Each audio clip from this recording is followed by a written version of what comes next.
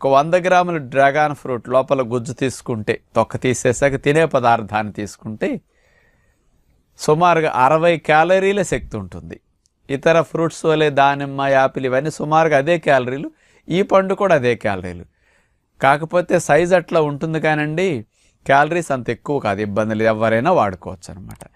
ఇందులో carbohydrates only 13% మాత్రమే ఉంటాయి పిండి పదార్థాలు. ఫైబర్ మాత్రం 3 గ్రామ్స్ ఫైబర్ ఉందన్నమాట. కొవ్వులు అసలు ఉండవు, 0.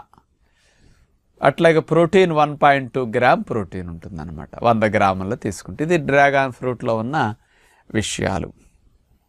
ఇక ఇందులో మెయిన్గా చెప్పుకోదగ్గది ఏంటంటే మినరల్స్ బాగా ఉంటాయి అన్నమాట. అట్లాగే ఫాస్ఫరస్, జింకు, కాల్షియము, మెగ్నీషియము ఇట్లాంటివన్నీ కూడా, క్లోరైడ్స్ చాలా బాగా ఉన్నాయట. ఇవన్నీ సమృద్ధిగా